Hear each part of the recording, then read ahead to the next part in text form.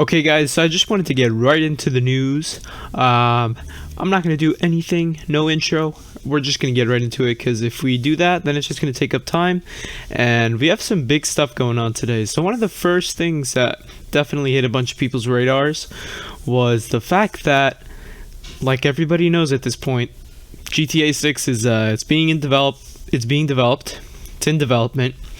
Does anybody know when it's going to come out? Not really. Does anybody know if it's honestly, even remotely close to being announced? No. Everyone's assuming it's going to be it's still 3 years out, which is kind of sad, considering that the game GTA 5 came out in 2013 and it launched initially on the 360 and the PS3 and didn't get the Xbox One and PS4 next gen upgrade until I think it was 2015 or 2014, one of those 2 years. But yeah, that's pretty sad, not gonna lie. Yan2295 over here said GTA 6 is being developed. It's not coming soon. I don't know when it's going to be announced. Stop asking. There it is, another reinforcement of the fact that it is coming eventually. As of when, nobody really knows. No insider information has been leaked. Stuff hasn't really been trickling out.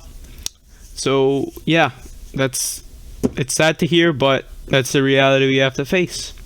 And switching over to another potential leak regarding 2021's COD development cycle has now surfaced. Sledgehammer Games developing Call of Duty 2021.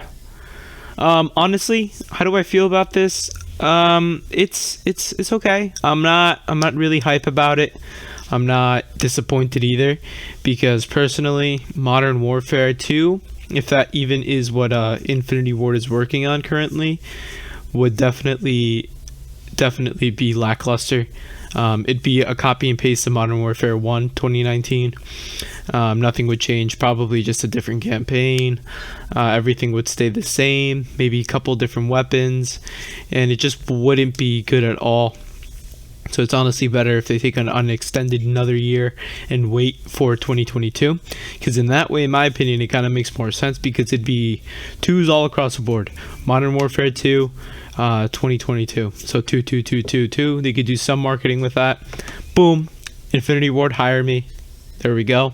Sledgehammer Games, apparently, from Tom Henderson himself, Long Sensation, I think that's what his name is on YouTube, has posted something up on his Twitter, which is a detailed overview of the development cycle, which is currently undergoing over at Activision. So right here, as you can see, Treyarch took over development in 2020, May. That's when the first report came out that they were having some difficulties actually releasing the next game. So Treyarch had to take over. Sledgehammer and Raven had some disputes going on, I guess, which kind of makes sense considering recently they posted up that they have over 150 new people working at Sledgehammer, which is just a complete overhaul, honestly. It's not even the same team anymore. Things just are not the same. It's a completely new, different workforce over there. So they're definitely probably picking up what the previous team left for them, and are now probably tinkering around, playing around with these things to see what actually fits within the Call of Duty world that they were initially starting with. And then in 2019, Modern Warfare releases. After that, Warzone releases in March. Then they had the post-launch content, blah blah blah, September 2020. And then Black Ops Cold War releases.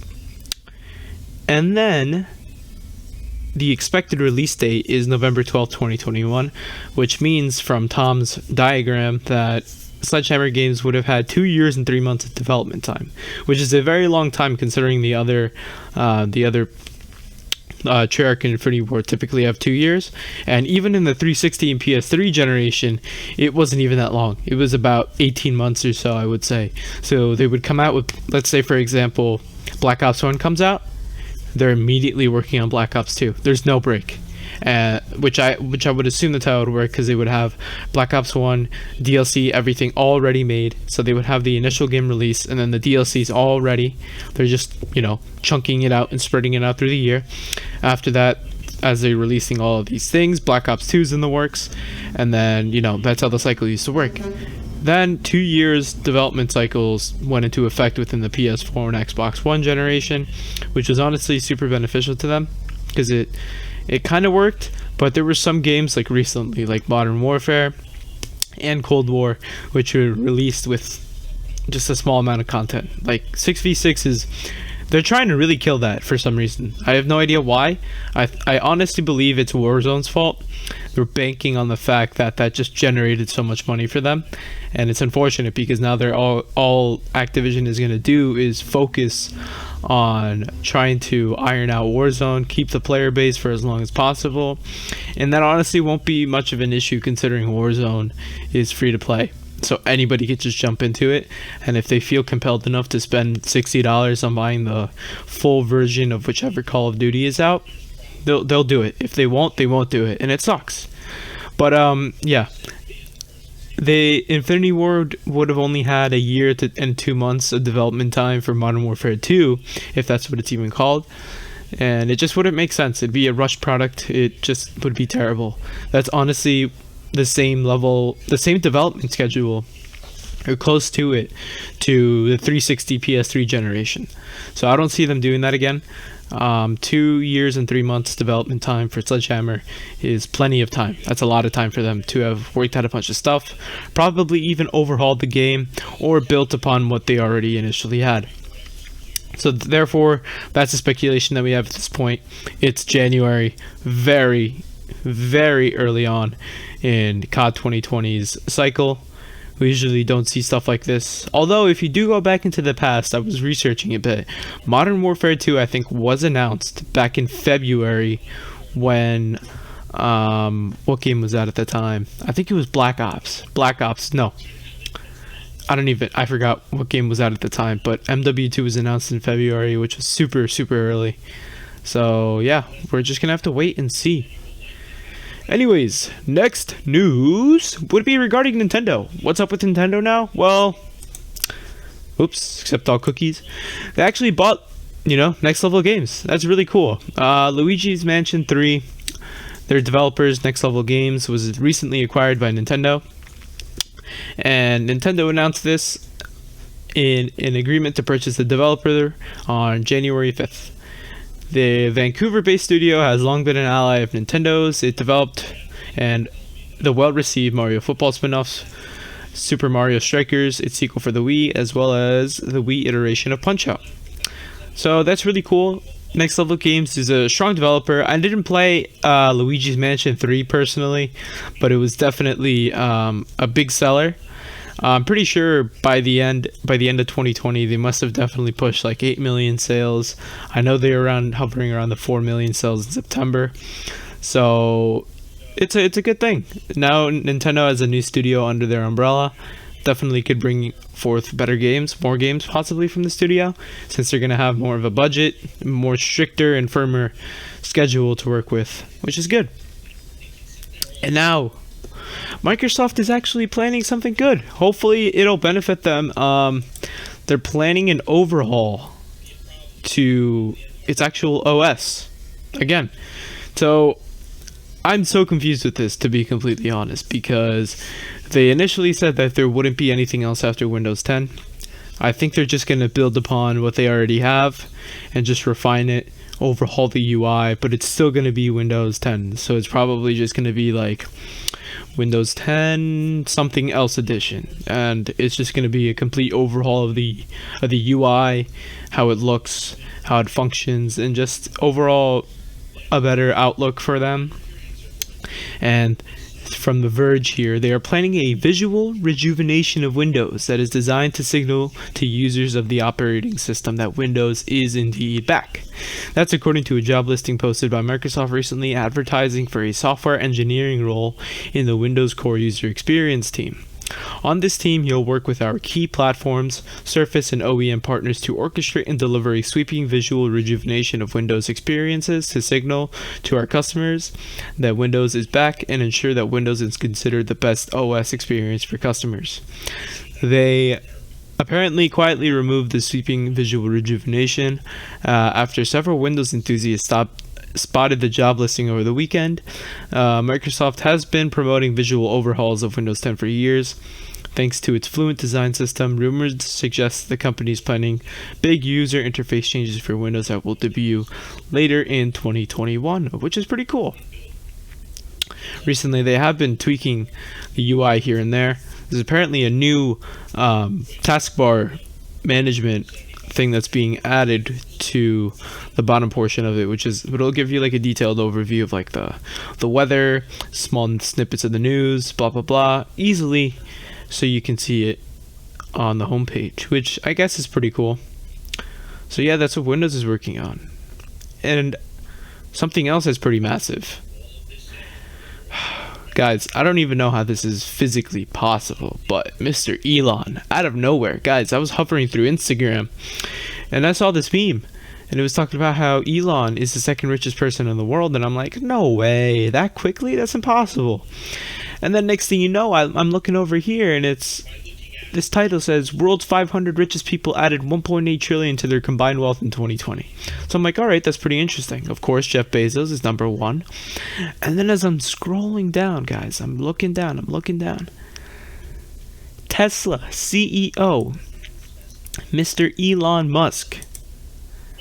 Historic growth in wealth last year, becoming the second richest person in the world and knocking Microsoft co-founder Bill Gates down to third place.